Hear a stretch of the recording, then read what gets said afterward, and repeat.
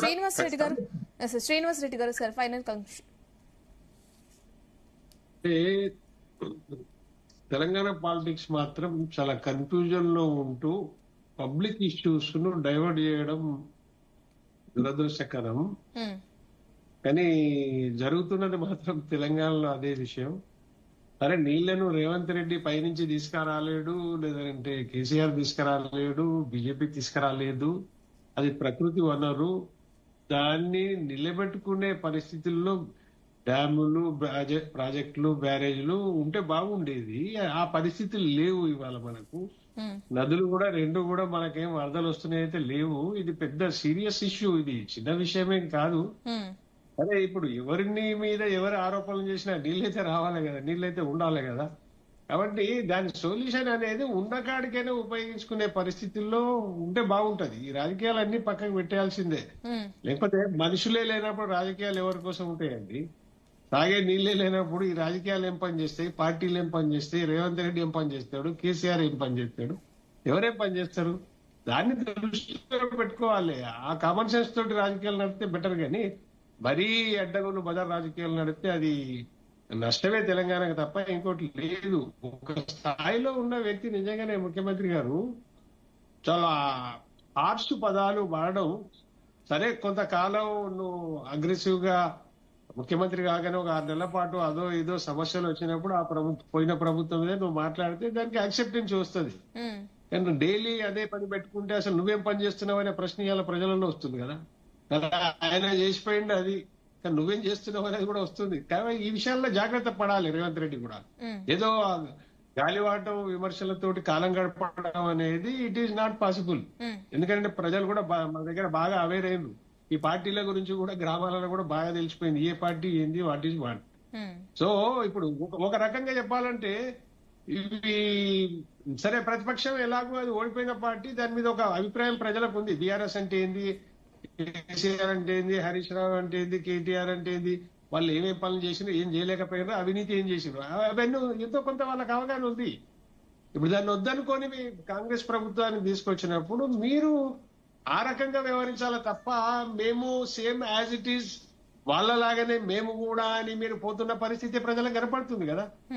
So same copy to copy అన్నట్టుగా పోతే లాభం లేదు. అయినా సరే, వాళ్ళ ప్రభుత్వ హయాంలో మొదటి ప్రభుత్వం కాబట్టి కొన్ని ప్రాజెక్టులు అది నష్టం జరిగినా లాభం జరిగినా ఏం జరిగినా కొంత ఇరిగేషన్ ప్రాజెక్టులు అగో ఇవో వాళ్ళు చెప్పుకున్నారు, చేసిండ్రు. కానీ 2.5 years లో ఒక ల్యాండ్ మార్క్ డెవలప్మెంట్ ప్రోగ్రామ్ ఒక్కటి కూడా ఇంతవరకు అయినట్టయితే మనకు కనపడతలేదు. సరే, మూసీ గురించి చెప్పొచ్చు, లేకపోతే ఫ్యూచర్ సిటీ అని చెప్పొచ్చు. ఇవన్నీ ఇది కాదు.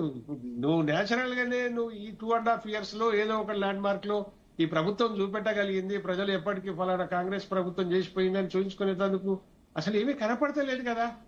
రోజువారీ సంసారం నడపడం తప్ప ఇప్పుడు ఆర్బీఐ నుంచి నెలకు 10,000 కోట్లు 15,000 కోట్లు తీసుకొచ్చి ప్రభుత్వాన్ని నడుపుతున్న పరిస్థితి. ఫస్ట్ నాడు జీతాలు ఇవ్వలేని పరిస్థితి. మనం అంటున్నాం అదేంది మన తలసరి ఆదాయంలో దేశంలో నంబర్ 1 అని చెప్తాం. మన జీడిపి పెద్దదని చెప్తాం, మళ్ళీ ఇంత కావాలని చెప్తాం. ఇక్కడ పరిస్థితి చూస్తే ప్రభుత్వానికి ఈ రకంగా ఉంటే ఘోరమైన పరిస్థితి. ఇప్పుడు నీకు మోస్ట్ రెవెన్యూలో బాగా బ్యాక్ ఉన్న రాష్ట్రాల్లో ఇలా తెలంగాణ కూడా ఉంది. పర్ క్యాపిటల్ ఇన్కమ్ లో ఎంత గొప్పదని చెప్తున్నావో ప్రభుత్వ పరిస్థితి, ఆర్థిక పరిస్థితి చూస్తే అంత లాస్ట్ లో కూడా ఉన్నాం. కాబట్టి చాలా జాగ్రత్తగా ప్రభుత్వాన్ని నడపాలి. ఈ పొలిటికల్ తమాషాలతోటి రెవెన్యూ తెలంగాణ రాష్ట్రానికి వచ్చేది లేదు, పోయేది లేదు. ఏదో ఒక ల్యాండ్ మార్క్ పనులు చేయండి. ఇప్పుడు ఈ ప్రభుత్వం అయినా కానీ చేయాల్సినవి కొన్ని ఉన్నాయి. ఆ పాలమూరు ఆ పాలమూరు కంప్లీట్ చేయండి తొందరగా. ఏమైంది? నెలకు 10,000 కోట్లు ఈ ప్రభుత్వం తీసుకొస్తున్నది ప్రభుత్వాన్ని నడపడానికి, సంసారాన్ని నడపడానికి తీసుకొస్తున్నారు. వాళ్ళు డెవలప్మెంట్ కోసం కాదు, జీతాలకో దానికో దీనికో మంత్రులకు ఖర్చుల కోసమో ఇంకెవరి కోసమో ప్రభుత్వం కోసమో సెక్రటరియట్ కోసమో ఐపీఎస్ ల కోసమో తెస్తున్నారు. కానీ అసలు నీకు ఒక్క పని అయినా కానీ శాశ్వత అభివృద్ధి తెలంగాణలో జరుగుతుందా అంటే ఏమీ లేదు. నిల్లు సీలో కనపడుతుంది. ఈ మూసీ అన్నారు, మూసీకి కూడా 7,000 కోట్లు మనం రిలీజ్ చేస్తున్నామని చెప్పిండ్రు. అది పీపీఆ కాదా, ప్రభుత్వం కడుతుందా లేకపోతే ప్రైవేట్ పార్ట్నర్షిప్ లో కడుతుందా అనేది ఇప్పటికీ క్లారిటీ లేదు ప్రజలకు. ఎవరు ప్రతిపక్షం కూడా అడుగుతలేదు ఈ విషయాలు. కాదా ప్రతిపక్షం కూడా అడుగుతున్నది కూడా లేదు. ఇప్పుడు మూసీ ప్రాజెక్ట్ అనేది ప్రైవేట్ ప్రభుత్వ ఓకే. కొలాబరేషన్ లో జరుగుతున్నదా, డైరెక్ట్ ప్రభుత్వమే కడుతుందా తెలియదు. 7,000 కోట్లు మొన్న అప్పు వచ్చిందండి, కడుతున్నారు. ఇప్పుడు రిలీజ్ చేస్తున్నామని చెప్పిండ్రు. ఎవరు ప్రభుత్వమే ఓన్ గా కడుతుందా అది కూడా క్లారిటీ ఎవరికి లేదు. ఇప్పుడు అవి కూడా మరి మూసీలో కలిసిపోతాయా 7,000? రైట్, అదొక భయం రైట్. కదా. గత ప్రభుత్వంలో చూసినప్పుడు ఈ ప్రభుత్వంలో కూడా ఏం జరుగుతుంది అనేది చూస్తారు. సో ఓవరాల్ గా ఏంటంటే ఏ పార్టీ అయినా కానీ నీళ్ల విషయంలో రాజకీయాలు చేయకండి, ఏ పార్టీ ఉన్నా కానీ. ఎందుకంటే రాబోయే చాలా తీవ్రమైనటువంటి పరిస్థితులు ఉండే అవకాశం ఉంటుంది కాబట్టి దాని విషయంలో రాజకీయాలు పక్కకు పెట్టి అసలు వాటర్ ఎట్లా మనం రిసోర్స్ చేసుకొని వాడుకోగలుగుతాం అనేది చూడాలి. ఓకే, శివకుమార్ గారు ఫైనల్ కన్క్లూషన్స్. అంటే ఇప్పుడు శ్రీనివాస్ గారు చెప్పినట్టు నిజంగా రాజకీయం అనేది ఒక పక్కన పెట్టినా, ఏదైతే ఇప్పుడు ప్రస్తుతం ఏదైతే వర్షాలు మనకి ఇప్పుడు నిండుగా ఉండాల్సిన వర్షాలు ఇప్పుడు లేవు కాబట్టి ఒకవేళ నీటి ఇబ్బందులు రాకుండా మటుకు దాని మీద ఖచ్చితంగా సమీక్ష చేయాలా. రేపు రాబోయే రోజులలో ప్రజలకి ఏ రకమైన ఇబ్బందులు లేకుండా అనే రకంగా కూడా చేయాలని చెప్పి నేను కూడా కోరుకోవడం జరుగుతుంది. కొన్ని సందర్భాలలో కాంగ్రెస్ పార్టీ ఎప్పటికప్పుడు ఇప్పుడు నరసింహ గారు మాట్లాడినట్టు కాంగ్రెస్ పార్టీ తిడుతుంది రేవంత్ రెడ్డి గారు అంటుండ్రు అంటే మీరు ఎప్పటికప్పుడు రెచ్చగొడితే సైలెంట్ గా ఉండలేని పరిస్థితి కదా. ఇప్పుడు మేము పేగుల మెడల్ వేసుకుంటాను ఎప్పుడన్నాడు రేవంత్ రెడ్డి? మొత్తానికి 10 మంది ఎమ్మెల్యేలు మా వాళ్ళే ఉన్నారు, మొత్తానికి పార్టీని కూలదోస్తామంటే ఎవడ్రా కూలదోస్తాడు? కూలదోస్తే తీర్చి చెండాడు పేడుగుల మెడల్ వేసుకుంటా అనే రకంగా మాట్లాడడం జరిగింది. ఇప్పుడు ఇంకొక రకంగా మీరు ఎప్పుడైతే రెచ్చగొడుతున్నారో మీ భాష కంట్రోల్లో లేకుండా కేటీఆర్ మాట్లాడుతుండో, ఒకసారి కేసీఆర్ అంటే వయసులో పెద్దోడు సరే, ఆయన మొత్తానికి కేసీఆర్ ని నిజంగా కూడా ఈ రోజు నేను మెచ్చుకుంటా. ఎందుకు ఆయన ఒకటే ఒక మాట మాట్లాడు, నన్ను గెలిపిస్తే ప్రజలలో ఉంటా, ఓడగొడితే ఫామ్ హౌస్ లో వండుకుంటా అన్నాడు. ఆయన ఉద్యమ కాలంలో చెప్పిన దాని అవన్నీ కూడా పక్కన పెట్టినా మొత్తానికి ఒక్క సూత్రం పాటిస్తుండు కాబట్టి ఆయన ఓడగొట్టిండు కాబట్టి ఫామ్ హౌస్ లో వండుకుంటా అన్నాడు. నిజంగా కూడా ఆయన దానికి సరే, ఆరోపణల విషయం పక్కన పెడితే మీ ప్రభుత్వం పైన భారీ ఎత్తున వ్యతిరేకత వ్యక్తం అవటం మనం చూస్తున్నాం ప్రజల నుంచి. మరి దానికి ఏం సమాధానం చెప్తారు? మీ స్టాండ్ ఏంటి? ఆల్రెడీ 6,500 కోట్లు. ఒక్క నిమిషం నరసింహారెడ్డి గారు, ఒక్క నిమిషం కంటిన్యూ చేయండి శివకుమార్ గారు. 6,500 కోట్లు వీళ్ళు చేసిన అప్పులకే ప్రతి నెల ఖచ్చితంగా కడుతున్నారు అనేది ఈ రోజు ఫైనాన్స్ మినిస్టర్ గారు గాని ముఖ్యమంత్రి రేవంత్ గాని చెప్పడం జరుగుతుంది. కానీ దీంట్లో వీళ్ళు విమర్శన ఏంటంటే వీళ్ళు చేసింది ఇప్పుడు కాళేశ్వరం అన్నారు, మొత్తానికి వాళ్ళు చేసిన దాంట్లో ఎక్కడ కూడా ఈ రోజు అన్నిటినీ తాకడ పెట్టింది. అన్ని కార్పొరేషన్లు తీసుకొచ్చి ఆ కార్పొరేషన్ల మీద కూడా అప్పు పెట్టి ఒక్కొక్కరు తలపైన 1,50,000 రూపాయల అప్పు పెట్టి పోయినరు. దాన్ని పూడ్చడానికే ఈ రోజు అప్పు చేయడం జరుగుతుంది అనే రకంగా కూడా ఓపెన్ గా చెప్పడం జరిగింది. ఇంకోటి ఏంటంటే ప్రజలకు ఇచ్చిన హామీలో 1 తులం బంగారం ఖచ్చితంగా ఇస్తలేము, మిగతా జరిగినాయన్ని పెంచిన ఇవ్వడం. రెండోది 2,500 రూపాయలు మహిళలకు ఇస్తున్నాము, యువకులకు ఇస్తున్నాం అనేది పక్కన పెట్టడం జరిగింది. రామరెడ్డి గారు ఫైనల్ కంక్లూజన్ సార్, టైం అయిపోయింది మనకి. ఫైనల్ కంక్లూజన్ ఏంటంటే ఇప్పటికే తీవ్ర జాప్యం జరిగింది.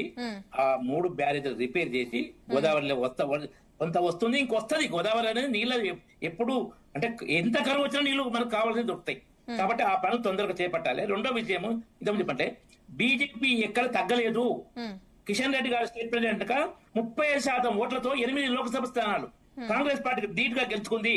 తర్వాత కాంగ్రెస్ రాష్ట్ర ప్రభుత్వం వచ్చినాక 3 ఎమ్మెల్సీ ఎన్నికల్లో గ్రాడ్యుయేట్ టీచర్స్ లో 2 బీజేపీ గెలుచుకుంది. అధికార కాంగ్రెస్ 1 సీట్ రాలే. తర్వాత ఇలాంటి ఎన్నికలు జరగలే. బీజేపీ బలం ఎక్కడ తగ్గలే. ఈ భయంకర వారితోని మంచి వాళ్ళైన కల్లూరు శ్రీనివాస్ గారు నమ్ముతున్నదేమో కానీ బీజేపీ బలం తగ్గలేదు. నెక్స్ట్ అధికారం వచ్చే బీజేపీ. హరీష్ రావు 5 ఏళ్ల నుండి ఆ ప్రాజెక్టు కడితే అది కుంగిపోతే దానికి బాధ్యత తీసుకోలే. ఆయనకు దాని మీద నేను 3 నెలలు చేస్తాను అనే హక్కే లేదు.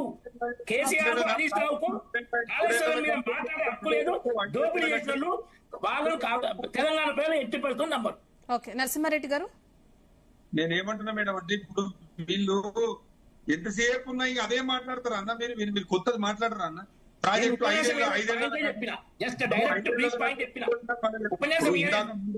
అన్న ఇందాక 3 ఏళ్లలో కట్టిర్రు అని నువ్వే చెప్తావు, 5 ఏళ్లలో కూలిపోయిందని నువ్వే చెప్తావు. మీరు ఏం మాట్లాడుతున్నారో మీరు అసలు కట్టిన ప్రాజెక్టు 3 ఏళ్ళు కూలిపోయిందన్న.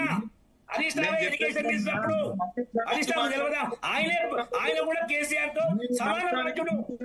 ఈ మేడిగడ్డ బ్యారేజ్ కుంగిపోవడంలో కేసీఆర్ ఎంత బాధ్యుడో హరీష్ రావు అంతే బాధ్యుడు. అక్కడ ఆయన ఒప్పుకోడు. గాలి మాటలు మంచి తెలంగాణ ప్రయత్నం చేస్తున్నారు. ఇవాళ మీరు గల్లీలో దోస్తీ కుస్తీ ఢిల్లీలో దోస్తీ ఉందో ముందు అది చెప్పండి ప్రజలకు. మీరు మీ అవసరాల కోసము ప్రజలను ఇబ్బంది పెట్టొద్దు. కాంగ్రెస్ బీజేపీ రెండు ప్రధాన రైవల్స్. అవి రెండు ఒకటంటే కింది నుంచి నవ్వాల్సిందే, పైనుంచి కాదు. కాంగ్రెస్ బీజేపీ ఒకటంటే తీన్మార్ మల్లన్న అన్నట్టు అది పైనుంచి నవ్వే విషయం కాదు. ఇవాళ నేను అనడం కదన్నా, తెలంగాణ ప్రజానికానికి మొత్తం రైట్. థ్యాంక్ యూ నరసింహారెడ్డి గారు, థ్యాంక్ యూ శివకుమార్ గారు, థ్యాంక్ యూ రామరెడ్డి గారు, థ్యాంక్ యూ శ్రీనివాస్.